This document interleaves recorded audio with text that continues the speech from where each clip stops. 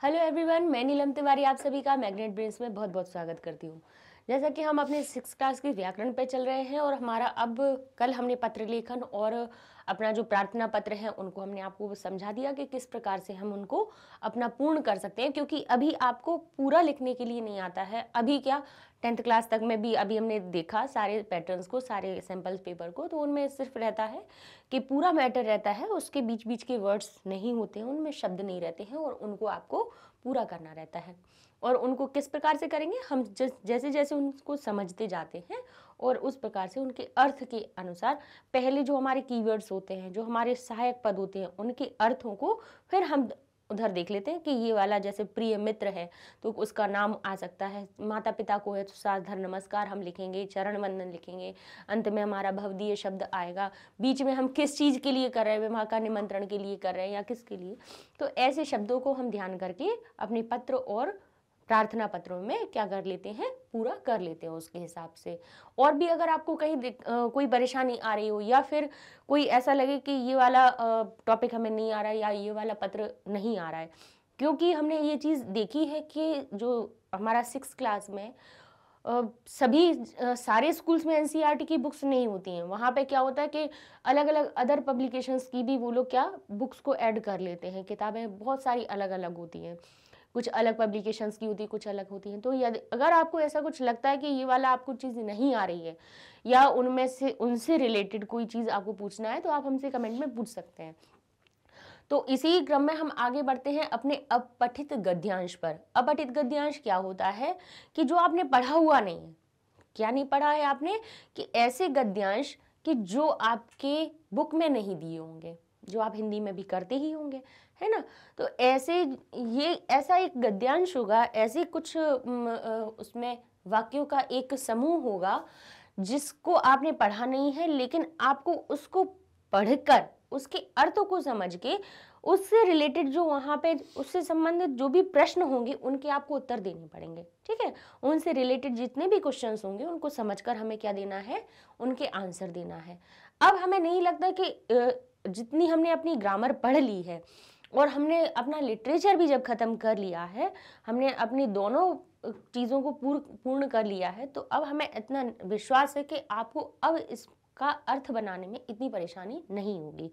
अच्छा, इनको करते कैसे हैं वो चीज़ हम आपको बताते हैं कि बहुत आसान होता है, संस्कृत में बहुत ही आसान होता है। बिल्कुल भी ऐसा नहीं सोचिए कि ये कहीं से भी कठिन होता है। और ये जो अपठित गद्यांश होते हैं इसके उत्तर इसी गद्यांश में छुपे हुए होते हैं। जितने भी ये प्रश्न होते हैं इनके उत्तर आपके इसी गद्यांश से मिलते जुलते होते हैं, यहीं से हमें उठा के वहाँ पे लिखने होते हैं। बस सिर्फ हमें हमारे को ज़रूरत क्या है कि हम इसको ध्यान से पढ़ लें। क्या करें, इसको सही देख ले कि ये हमारा सही, हमने सही इसको पढ़ लिया, इसका अर्थ निकाल लिया कि नहीं। अगर इसका हमने अर्थ पूरी तरह से सही समझ लिया तो हम उसके अर्थ जो प्रश्न हैं उनको आराम से क्या कर सकते हैं, लिख सकते हैं। फिर हम थोड़ा सा एक चीज़ बाद में आपको एक और बताएंगे कि जैसे कभी कभी क्या होता है कि हम और चीज़ें पूरी करते करते हमारा अपठित गद्यांश के लिए हमें कम समय रह गया, तो उसको अब अपठित गद्यांश में पढ़ रहे हो तो उसको टाइम भी लगेगा पढ़ने में। तो कैसे हम थोड़ा टाइम को भी मैनेज कर सकते हैं, मतलब कैसे हम जल्दी भी उस चीज़ को सॉल्व कर सकते हैं, वो भी हम आपको लास्ट में बताएंगे। लेकिन पहले शॉर्टकट ना लेके पहले अपन उसको सही तरह से समझेंगे, उसके बाद फिर हम वो शॉर्ट ट्रिक भी बताएंगे आपको। तो जैसे इसमें लिखा हुआ है एकस्मिन ग्रामे, यानी एकस्मिन पुरानी बात हो रही है, एकस्मिन ग्रामे, पहले हम इसको पढ़ेंगे फिर उत्तर लगाएंगे। एकस्मिन ग्रामे यानी एक गांव में। अब ग्रामे शब्द लिखा है तो ध्यान कीजिए कि ए की मात्रा किस में लगती है, अधिकरण कारक में लगती है। जैसे रामे तो बालक में, राम में, मैं पे पर शब्द आता है सप्तमी विभक्ति में, तो इसका अर्थ क्या हो जाएगा, ग्राम में। कारक हमने इसीलिए बताए थे, उनके अर्थ आपको लगाने इसीलिए बताए थे कि जहां पे स्य शब्द लगा होगा उसमें का की के का अर्थ लगाइएगा। ठीक है, ये अकारांत के बता रहे हैं। जहां पर ए की मात्रा लगी होगी तो उसको आप समझेंगे कि अंत के शब्द में ए की मात्रा होगी तो उसका अर्थ निकल आएगा मैं या पर। आत शब्द होगा तो समझ में आ जाएगा कि यहाँ पे आत है तो यहाँ पे से अलग होने का अर्थ आ रहा होगा। ठीक है, इसीलिए ये विभक्तियां हमने आपको पहले समझा दी थी, जिससे कि फिर अर्थ बनाने में आपको परेशानी ना हो। मूल शब्द में के जोड़ना है, के लिए जोड़ना है, से जोड़ना है, वो आपको विभक्तियां पढ़ के ही आती हैं। शब्द रूप बताए थे, शब्द रूप में हम साथ में विभक्तियां भी बताते गए थे कि क्या अर्थ निकलता है इनका। एकस्मिन ग्रामे कश्चित, यानी एक गांव में कोई, निर्धनः यानी निर्धन, निर्धन किसको कहते हैं? गरीब, यानी निर्धन, जिसके पास धन नहीं हो। धन निर, निर यानी नहीं होना, यानी उसका अभाव। निर शब्द जो होता है वो किसका वाचक होता है? अभाव का। अभाव यानी कमी। अभाव का अर्थ क्या हो जाता है? कमी। और सरल भाषा में अभाव को बताए तो हो जाएगा कमी। ठीक है, मतलब किसी चीज की जब कमी होती है तो निर शब्द लगा देते हैं, उसमें निर प्रत्यय लग गया धन में तो हो गया निर्धन, यानी धन का जिसके पास अभाव हो वो हमारा हो जाता है निर्धन। निर्धन युवकः आसीत, यानी था। अस्ति शब्द होता है के लिए, हमने आपको बताया था। और आसीत जो शब्द होता है वो किसका होता है? हमारा थाती के लिए। और भविष्यति शब्द आ जाता है हमारा किसके लिए? भविष्यति शब्द आ जाता है हमारा किसके लिए? भविष्यकाल के लिए। ये हमारा वर्तमान काल, ये हमारा भूतकाल, और ये हमारा आएगा भविष्यकाल की बात। ठीक है, तो ये ध्यान रखिएगा, क्योंकि अस्ति कहीं दिखेगा, कहीं आसित दिखेगा, कहीं आपको भविष्यति शब्द दिखेगा, तो ये किसका वाचक होते हैं? ठीक है, कौन सी बात की बात बता रहे हैं? तो ये भूतकाल की बात हो रही है, क्योंकि अभी तो कोई गांव के बालक की बात नहीं कर रहे, ये कोई एक छोटा सी कथा है या उसका कोई वर्णन है कि क्या कर रहा था। तस्य नाम, तस्य यानी उसका। ठीक है, तत् शब्द उसके लिए हो जाता है, और स्या लग गया तो क्या बन गया? तस्य। ठीक है, तत् में स्या लग गया तो बन गया तस्य, यानी उसका नाम धनपालः आसीत। उसका नाम, वो जो निर्धन युवक था उसका नाम क्या था? धनपाल था।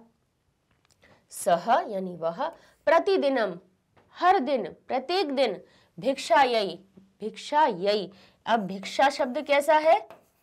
आकारांत स्त्रीलिंग है और उसमें यही प्रत्यय जुड़ गया, यानी ये चतुर्थी की बात हो रहा है। चतुर्थी विभक्ति, जिसका अर्थ क्या निकल आएगा? भिक्षा के लिए। क्या अर्थ निकल आएगा? भिक्षा के लिए। वह प्रतिदिन भिक्षा के लिए ग्रामम ग्रामम ग्रामम प्रति, प्रति शब्द है इसलिए गांव गांव में शब्द आ रहा था, इसका अर्थ निकल रहा था कि गांव गांव में।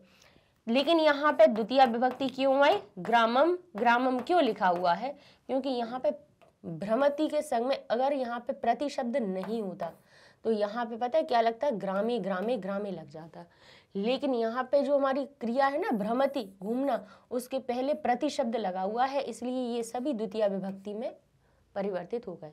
यानी परि शब्द जहाँ पर लगा होगा, हमने आपको बताया था ना, प्रति, परि, और हमारा कौन सा कल आपको बता रहे थे, उभयता, सर्वता, और हमारा अभितः, परितः, समयः, निक्षा, ये सारे जो शब्द हमारे आते हैं, जब ये शब्द हमारे कहीं पे भी किसी वाक्य में मिलते हैं तो वहाँ पर जिसके लिए ये बात करी जा रही है, गांव गांव में, तो ग्रामम ग्रामम प्रति, तो प्रति शब्द किसके लिए प्रयोग हुआ है? गांव गांव का हुआ है, इसलिए वो सप्तमी ना बन के यहाँ पे क्या बनी है? हमारा द्वितीय विभक्ति कर्म कारक के रूप में ग्रामम शब्द बना हुआ है। इसका अर्थ वैसे हम अगर ग्रामम शब्द का अर्थ निकालें तो क्या हो जाएगा? ग्राम को। हमने बताया है आपकी जहां पे अम शब्द लगा होगा वो हमारा को का अर्थ बताएगा, लेकिन यहाँ पे वो मैं शब्द बता रहा है। क्यों? क्योंकि प्रति जो शब्द था उसने अधिकरण कारक को कर्म में बदल दिया, तो ये हो जाएगा वह प्रतिदिन भिक्षा, यानी भिक्षा के लिए गांव गांव में क्या करता था? भ्रमति, घूमता है, घूमता। अब भ्रमति शब्द लिखा था तो उसके घूमता है लगा रहे, लेकिन उसमें इसमें शब्द लग गया, हमने सिर्फ पहले उसको देखा तो हम कहेंगे घूमता है, लेकिन अगर यदि यहाँ पे इसमें शब्द लग गया तो वो हमारी भूतकाल की बात हो जाएगी। किसी भी आपको देखे, कोई भी आपको वर्तमान काल की क्रिया दिखे, कोई भी आपको ती तह अंति वाली दिखे, इसमें गच्छन्ति, ठीक है, और यहाँ पे हो गया हसतः, ठीक है,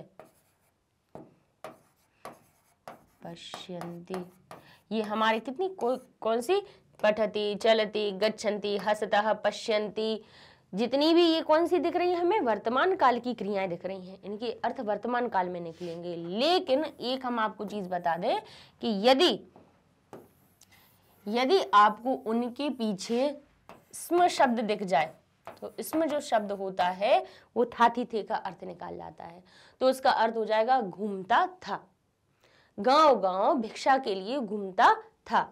इसमें शब्द जो कहीं पे भी आपको किसी क्रिया के बाद लगा हुआ दिखे तो उसका अर्थ हो जाएगा पढ़ता था, चलता था, जाते थे, हंसते थे, और यहाँ पे आ जाएगा हमारा देखते थे। इसमें शब्द जो होता है वो किसके लिए बनाते हैं, थाथी थे का अर्थ बताते हैं, ठीक है। जैसे हम हिंदी में था शब्द लगाते हैं, ऐसे ही एक चीज हमने आपको बताई थी ना कि क्रिया के बाद अस्ति, स्तः, संति नहीं लगता है, आपको बताया था, यानी है का अर्थ नहीं निकलता है, आसीत नहीं लगता है, भविष्यंती नहीं लगता है। लेकिन यदि क्रिया के बाद अगर था थी थे का अर्थ निकालना हो, अर्थ कुछ लगाना हो, सहायक क्रिया लगानी हो, तो वो क्या लगाओगे कि पहले तो वो वर्तमान काल का रूप रहेगा और उसके बाद इसमें लगा देंगे, तो वो था थी थे का अर्थ बता देता है, ठीक है। अब देखते हैं प्राप्तई। प्राप्तई यानी प्राप्त करके किसको, प्राप्त, देखो शक्तु भी, जो शक्तु भी है, अभी हम पहले पूरा पढ़ेंगे फिर हम आपको उसका अर्थ बताएंगे। जैसे प्राप्तई शक्तु भी तस्य घटः पूर्ण अभवत्, उसका घड़ा शक्तु प्राप्त करने से। अब आपको पता है कि ये रामई शब्द कब बनता है, ये तृतीया का बहुवचन का रूप होता है रामई, जिसका क्या हो जाए, तृतीया में है, तो इसका अर्थ क्या हो जाएगा, से। तो यहां पर हो जाएगा प्राप्त करने से, क्या प्राप्त करने से, सत्तु का प्राप्त करने से, उसका यानी उस तस्य घटः, उसका जो घड़ा था, पूर्ण अभवत् यानी पूर्ण हो गया। उसका घड़ा, उसके पास वो भिक्षा मांग रहा था, उसके पास घड़ा था, तो उसको क्या मिला, सत्तु मिला। तो सत्तु प्राप्त करने से उसका घड़ा, सत्तु से क्या हो गया, उसका घड़ा पूर्ण हो गया। सह वह घट को नांदते अवलंब्य खट्यायाम शयनम करोति इसम। अब उसने क्या किया, सह घटम और नांदते, उसने क्या किया, अपने घड़े को अवलंब्य यानी रखकर क्या किया, खट्वाम यानी खटिया पर, अपने बिस्तर पर, शयनम करोति इसम, देखिए फिर से इसमें आ गया शयन करता था। तो उसने क्या किया, अपने घड़े को, पास भरे हुए घड़े को अपने पास में रखकर फिर क्या हो जाता है, वो खटिया पर, खट्वा, देखिए खट्वा याम यानी खटिए पर क्या कर लिया उसने, शयनम करोति। जो खट्वा शब्द होता है वो किसके लिए होता है, हमारी चारपाई के लिए, और ये जो शब्द होता है ये आकारांत स्त्रीलिंग का शब्द है, और इसका अर्थ क्या होता है, हमारी चारपाई, और नहीं तो हमारे क्या होती है, हम खटिया भी कहते हैं, जिसको किन्हीं बोली भाषाओं में हमें खटिया भी कहते हैं और उसको चारपाई भी कहते हैं। तो वो क्या, और इसमें क्या याम शब्द लगा है, यानी ये क्या बता रहा है, सप्तमी का रूप बन गया इसमें, खट्वाम शयनम करोति इसम। और अगर करोति इसमें नहीं होता तो इसका क्या हो जाता, अकुर्वत हो जाता, ठीक है, अकरोति, क्योंकि करोति शब्द जो होता है ना, कुरु शब्द बनता है किससे, हमारा कुरु शब्द में अगर हम इसको इसमें न लगाते तो इसको में क्या बनानी पड़ती, इसकी क्रिया अपनी लंग लकार की बनानी पड़ती, और भिखारी एक था तो उसमें अ शब्द लग जाता पहले और बाद में ता लग जाता, तो हो जाता अकुरुत, ठीक है। ये हमारा कौन सा बन जाता, प्रथमा विभक्ति एक वचन का इसमें रूप बन जाता, ठीक है। तो लेकिन इसमें शब्द लगा दिया तो करोति इसमें लगा दिया, इसका अर्थ हो गया करता था। अब इसके बाद अब आपको समझ में आ गया कि वो क्या करता है, निर्धन था, उसका नाम धनपाल था, वो प्रतिदिन भिक्षा के लिए गांव-गांव में भ्रमित होता था, यानी भ्रमण करता था, यानी घूमता था। प्राप्त शक्तु भी सत्तु प्राप्त करने से उसका घड़ा पूर्ण हो जाता है। सह घटम नांदते, और वह अपने घड़े को नांदते अवलंबे यानी पूरा देखकर, जब पूरा उसने नांदते यानी देखकर, पूर्ण देखकर क्या करता है वो, खट्वाम यानी अपने खटिया पर शयनम करोति, इसमें खटिया पर सो जाता है। तो ये यहाँ पे अब आते हैं इससे रिलेटेड प्रश्न उत्तर। तो कहते एक पदिन उत्तरत, एक पद में उत्तर दीजिए। क्या, निर्धनः यानी निर्धना कह आसीत, निर्धन कौन था। तो अब आपको सिर्फ देखना है, देखिए कितना आसान है, निर्धनः कह आसीत। तो आप इस वाली लाइन को यहाँ पे ढूंढिए कि अगर कह को हटा दो तो ये दोनों शब्दों की लाइन कहाँ मिल रही है।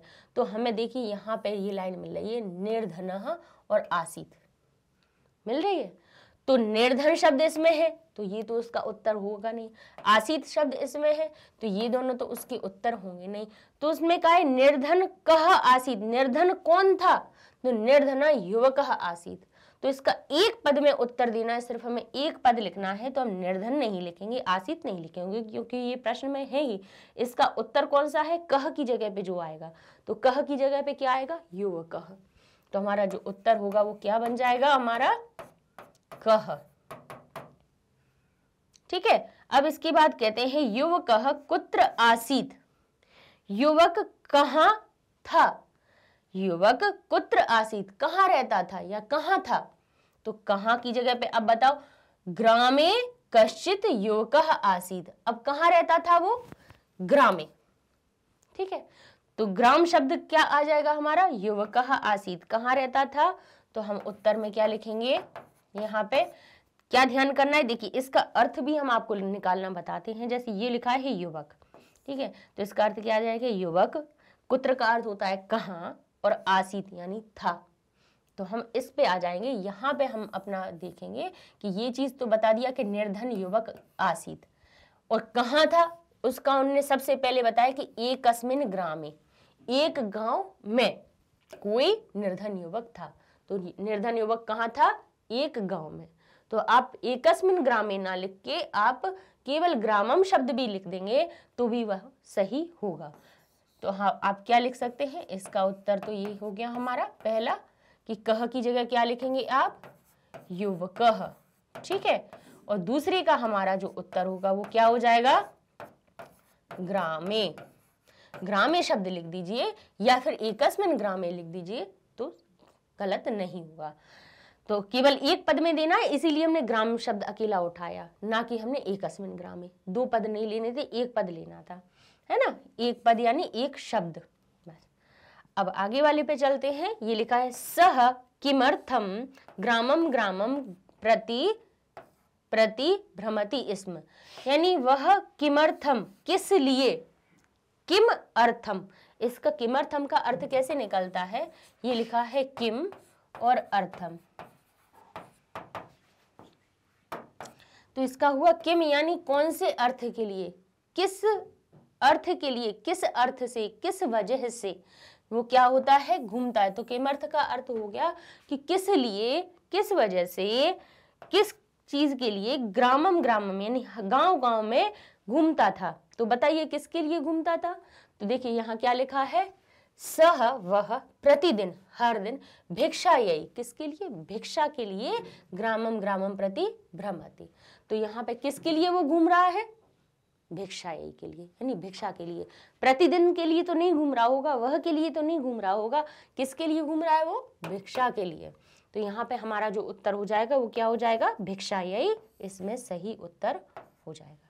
ठीक है, तो इतना समझ में आया। देखिए कुछ परेशानी आ रही है, अब इसमें देखा है ना, वह किमर्थम ग्रामम ग्रामम प्रति, वह किसके लिए वहां पे घूमता था, भिक्षा के लिए, अन्नाय यानी अन्न के लिए, जलाय जल के लिए, या वस्त्राय वस्त्र के लिए। तो आपको पता है कि वह भिक्षा के लिए घूमता था। अब लिखा है सक्तु भी कह पूर्ण आसीत, सक्तु भी क्या पूर्ण कर देता था, यानी सत्तु भी से क्या पूर्ण हो गया था। तो बताइए क्या पूर्ण हो गया था उसका, सक्तु भी तस्य घटः, उसके घड़े को पूर्ण अवध, सत्तु से उसका घड़ा कैसा हो गया था, पूर्ण हो गया था। तो क्या लिखेंगे, घट हो गया था, प्रकोष्ठ हो गया था, जलाशय हो गया था या गर्त हो गया था। तो हमें पता है कि उसमें लिखा है कि उसका घटः पूर्ण अभवत्। सत्तु भी से क्या पूर्ण हो गया था, सत्तु से उसका घड़ा। अगर उसका घड़ा तस्य घटा लिखा होता तो हम तस्य घटा सही कर देते, ठीक है। लेकिन ये नहीं है कि प्राप्त ही से हो गया था, प्राप्त सत्तु भी प्राप्त करने से उसका घड़ा पूर्ण हो गया था। तो घटा शब्द इसका सही हो जाएगा। थोड़ा सा बस क्या है, इस चीज को हमें सिर्फ समझ, अगर इसको हमने सही अच्छी तरह से समझ लिया तो फिर हम इसके उत्तर बहुत आसानी से लिख सकते हैं। और इसका अर्थ हम तभी सही समझ सकते हैं जब हमने जो पीछे हमने जो आपको शब्द रूप जब याद करवाए थे तो उनके हमने हर एक चीज का आपको अर्थ बनाना भी बताया था कि जैसे रामस्य शब्द लिखा है तो उसका अर्थ क्या निकलेगा, रामाय शब्द अगर लिखा है तो उसका अर्थ क्या निकलेगा, रामात शब्द कहीं आपको दिखेगा तो उसका अर्थ क्या निकलेगा। यानी सिर्फ अकेला रामाय रामा नहीं, यानी स्य कहीं लगा है, इन कहीं लगा हुआ है वहां पे, तो इनके अर्थ किस प्रकार से निकलते हैं ये हमने सब आपको शब्द रूप विभक्तियों में बताए हैं। अब इसका आगे देख लेते हैं, इससे संबंधित और भी कुछ प्रश्न है। जैसे एक पहला आपका प्रश्न ऐसा आ सकता है कि एक पद, तो एक पद में आपने वो 4 उत्तर दे दिए। फिर इसके बाद दूसरा प्रश्न उसमें आ सकता है कि पूर्ण वाक्येन उत्तरत, पूर्ण वाक्य में उत्तर दीजिए। एक प्रश्न है जिसका पूर्ण वाक्य में दीजिए, पूरा वाक्य बना के। अभी तो केवल एक एक पद दे रहे थे, अब पूर्ण वाक्य में बनाना है। कैसे, युवकस्य नाम किम आसीत, यानी युवक का नाम क्या था। स्या शब्द लग गया, काकी के का अर्थ बता रहा है, तो क्या हो जाएगा, युवक का नाम किम यानी क्या था। तो हम पीछे देखेंगे कि क्या लिखा है, तस्य नाम धनपालः आसीत। क्या नाम था उसका, धनपाल। धनपाल याद रखिए। आगे पूरा हमें क्या मिल जाएगा, पूर्ण वाक्य उत्तर देने में कोई परेशानी नहीं होती, क्योंकि सारी चीज पूरा वाक्य वहीं से लेते हैं, जो किम शब्द होता है उसको हटा देते हैं, यानी प्रश्नवाचक शब्द जो होगा उसको हटा दीजिए, बाकी का सेंटेंस तो पूरा प्रश्न में ही रहता है। संस्कृत में बहुत ही आसान चीज है ये, है ना। तो हम क्या लिखेंगे उत्तर अपना, हम लिखेंगे युवकस्य नाम, तस्य नाम भी लिख सकते हो लेकिन नहीं लिखना है, देखो उधर पूरा वो भी लिखा है, तस्य नाम धनपालः आसीत लिखा हुआ है, लेकिन हमारे पास इसमें भी ये पूरी चीज लिखी हुई है कि युवकस्य नाम, युवकस्य नाम किम आसीत, तो किम की जगह पे लिख देंगे हम धनपालः, धनपालः आसीत। ठीक हो गया ये हमारा, तब में हलंत जरूर लगा दीजिए, आसीत। युवकस्य नाम धनपालः आसीत। कोई परेशानी है, सिर्फ देखिए किम की जगह पे धनपाल लिख दिया, बाकी का उत्तर हमारा बन गया इसकी जगह पे, पूरा हमारा पूर्ण वाक्य बन गया। दिया तो आपने वो एक पद में ही उत्तर है ना, केवल एक पद अपने आप से लिखा है, बाकी तो सब उसी में से लिखा है, लेकिन वाक्य बनाना आपको आता है, ये चीज इसमें आपकी आइडेंटिफाई की जाती है, आपकी पहचान करी जाती है कि आपको वाक्य बनाना भी आता है कि नहीं, कि बदलना तो सिर्फ एक ही शब्द को है, लेकिन इतना कॉमन सेंस है कि नहीं कि आप उस एक शब्द को बदल के आप पूरा वाक्य बना पाए, इसलिए ये परीक्षा होती है। निर्देशानुसार उत्तरत, यानी निर्देश के अनुसार आप उनके उत्तर लिखिए। अब वो क्या पूछ रहे हैं कि आसीत इत्यत्र कह लकार, आसीत जो शब्द होता है उसमें क्या लकार होता है। तो जो आसीत शब्द है, पहले तो हमने आपको बताया कि वो थाथिथे का अर्थ बताता है। अगर अस्ति शब्द आ जाए तो आप क्या कहेंगे उसको कि ये लट लकार की बात कर रहा है, ठीक है। अगर आसीत शब्द आ जाए तो हमारा क्या आ जाएगा, उसमें लंग लकार आ गया। और यहाँ पे आ जाए भविष्यति आ जाए, भविष्यति, भविष्यतः, भविष्यन्ति, तो हम बताएंगे कि ये हमारा रिट लकार है, ठीक है। पहले तो ये आपको सिंपल रूप बता दिए कि ये चीजें होती हैं। अब यदि आपको फिर भी नहीं समझ में आ रहा है कि क्या है इसमें, तो आसीत जो शब्द बनता है वो किस धातु से बनता है, अस धातु से बनता है। अस का अर्थ होता है होना, और अ में एक और आ बना देते हैं, और हमने जो आपको दीर्घ संधि बताई है कि 2 आ का मेल होता है तो क्या बन जाता है, आ बन जाता है। और यहाँ पे क्या हो गया, ये तो हमें बाद में जोड़ना है, तो आस्त बनना है, ये आस्त बनना है। लेकिन यहाँ पे क्या हो जाएगा, जब ये परिवर्तन होता है तो इसमें जो त शब्द जुड़ता है, इनके भी सूत्र होते हैं और बहुत लंबे होते हैं, लेकिन एक आपको सिर्फ हम एक जनरल बात बता दे रहे हैं कि यहाँ पे देखिए आपको पता है ना, त ताम न, यही बनता है भूतकाल के। ये जो हमारा भूतकाल का प्रथमा विभक्ति का प्रथम पुरुष का जब एक वचन बनता है तो उसमें त, ताम और न इसी प्रकार से जुड़ते हैं। बताए आपको लंग लकार के, तो जो प्रथम पुरुष में क्या जुड़ता है, त शब्द जुड़ता है। तो एक तो ये त ने पहचान करवाई और आगे आने वाले आ ने पहचान करवाई कि जो आसीत जो शब्द है वो हमारा कैसा है, लंग लकार का है।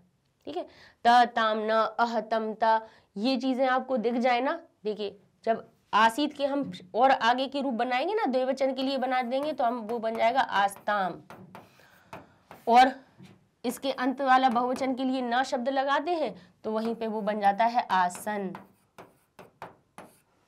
अस धातु में एक और आ मिल रहा है इसलिए ये बड़ा आ हो जाता है।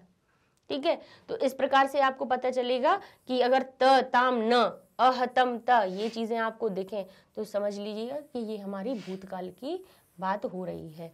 तो हम यहाँ पे बता देंगे कि आसीत इत्यत्र कह लकार, इसमें कौन सा लकार है, तो आप उत्तर लिखेंगे कौन सा है, हमारा भूतकाल है, यानी लंग लकार। अच्छा, हम ऐसा करेंगे कि ये हमारे अपठित बोध खत्म हो जाएंगे तो उसके बाद हम क्या करेंगे कि आपको अस धातु, अस देखिए बहुत इंपॉर्टेंट धातु है, तो अस धातु के हम आपको क्या बता देंगे, धातु रूप बता देंगे। पूछिए क्यों, क्योंकि कहाँ पे आपको एक के लिए था लगाना है, कहाँ आपको दो के लिए था लगाना है, कहाँ पे आपको बहुत सारे के लिए था लगाना है, कहाँ तुम थे, तुम दोनों थे, तुम सब थे, सब में आपको ज़रूरत पड़ेगी इन शब्दों को लगाने की। तो एक हम इंडेक्स आपको बता देंगे। हमें देखो जो समझ अच्छा ये चीज़ लगती है, भले ही आपके उसमें सिलेबस में ये चीज़ नहीं दी हुई है, लेकिन ये अगर आप संस्कृत पढ़ रहे हो तो इनकी ज़रूरत आपको हमेशा पढ़नी है।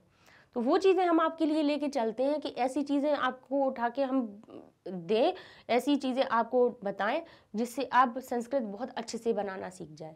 ठीक है, तो हम इसके इनके भी आपको अस धातु जो होती है, अस का अर्थ होता है होना, और जब इसके भविष्य काल में रूप बनते हैं तो उसमें भू शब्द यानी भू जो धातु होती है और उसका शब्द होता है भव की तरह रूप लगता है, तो भव शब्द जुड़ जाता है उसमें। तो हम इसको आपको एक्सप्लेन कर देंगे, समझा देंगे, पांचों लकार के बता देंगे। ठीक है, भिक्षायी, अब आगे वाले प्रश्न पर चलते हैं। भिक्षायी इत्यत्र का विभक्ति, हमने आपको बताया था कि भिक्षा जो शब्द है वो क्या है हमारा, आकारांत स्त्रीलिंग। तो फिर आकारांत स्त्रीलिंग शब्दों में ढूंढिएगा कि यही शब्द किस में लगता है, हमारी चतुर्थी में लगता है। चतुर्थी में बालिका, देखिए हमने आपको याद करना बताया था कि कैसे याद करना है आपको। बालिका हमने कहा था पहले एक वचन वाले रूप याद करिएगा, बालिकाम, फिर यहाँ पे आ जाएगा बालिकया, बालिकया, और यहाँ पे आ जाता है बालिकायई। ये हमारे आकारांत स्त्रीलिंग के चलते हैं। फिर आयाह, आयाह और याम, इस प्रकार से रूप आ जाते हैं। तो यही शब्द किसका आता है, हमारी चतुर्थी विभक्ति का। इसीलिए कहते हैं कि शब्द रूप याद करना क्यों जरूरी है। आपको लगेगा कि अगर शब्द रूप से संबंधित प्रश्न नहीं आता है, पहले कुछ ईयर्स पहले आपके पास किस प्रकार के प्रश्न आते थे कि वहां लिखा रहता था कि ये लिखा है बालिका, बालिकाभ्याम, बालिकाभ्याम शब्द में इतस्य शब्दे कह लकार, नहीं लकार नहीं आएगा, इसमें पूछ लेते थे कौन सी विभक्ति है, कह विभक्ति, कह वचन। तो इसमें हमें देखना पड़ता था कि भ्याम शब्द है, तो तृतीया चतुर्थी पंचमी के द्विवचन में भ्याम शब्द आता है। तो जो हमें द्विवचन के संग में जो सही विभक्ति होती थी, चतुर्थी लिख देते थे, उसमें प्रथमा लिख देते, उसमें षष्ठी लिख देते थे। तो हमें पता है कि तृतीया, चतुर्थी और पंचमी में भ्याम शब्द लगता है द्विवचन में। तो इनमें से जो हमें सही राइट आंसर हमें मिलता था उसको हम टिक कर देते थे। पहले इस प्रकार के प्रश्न आते थे, लेकिन अब क्या कर दिया उन्होंने, जो शब्द रूप पूछ रहे हैं, शब्द रूप किसके माध्यम से पूछ लेते हैं, अपठित में ही पूछ लेते। कि बीच में से एक शब्द उठा के दे देंगे और पूछ लेंगे वेक्षायी इत्यत्र क्या विभक्ति, मतलब इसमें कौन सी विभक्ति है, तो आप बताएंगे चतुर्थी विभक्ति। आगे भी देखिए हम अपठित में और भी आपको इसी वाले में बता दें, जैसे वो पूछ सकते हैं कि ग्रामे में बताइए कौन सी विभक्ति है, इतस्य कह विभक्ति, तो ग्रामे एक ही मात्रा लगी है तो आप बता देंगे कि सप्तमी विभक्ति लगी है। वहां पे आपने इन्हें पूछ लिया कि आसित में कौन सा लकार है, लकार के बारे में पूछ लिया, अलग से प्रश्न नहीं बनाए, लेकिन अपठित गद्यांश में ही उनने ये उन शब्दों को पूछ लिया, धातुओं के रूपों के बारे में पूछ लिया, शब्द रूप के बारे में पूछ लिया। ठीक है, फिर अब कह सकते हैं कि ग्रामम में कौन सी विभक्ति है, तो हम कह देंगे ये इसमें द्वितीय विभक्ति है। इसमें हम उसमें और पूछ सकते हैं कि शयनम करोति, शयनम जो शब्द है वो हमारा कौन सा रूप बन रहा है हमारा, तो हम बता देंगे कि शयनम हमारा किसके लिए बनना है, शयन को कर रहा है ना, उसका ईप्सित क्या है शयनम, तो हम कह देंगे कि कर्म विभक्ति है उसमें। खट्याम शब्द क्या बन रहा है हमारा, सप्तमी बनता है क्योंकि खटिया परस रहा है वो। तो ऐसे विभक्तियां आ जाती हैं, इसलिए शब्द रूप याद करना जरूरी होते हैं। ठीक है, शब्द रूप, क्रिया रूप, जो हमने ग्रामर अभी आप लोगों को बताइए, अगर वो आप पढ़ते जा रहे हैं तो क्या होगा, बिल्कुल बहुत आसानी हो जाएगी। तो नेक्स्ट वीडियो में हम अपने अगले अपठित गद्यांश को हम सॉल्व करेंगे। ठीक है, तब तक के लिए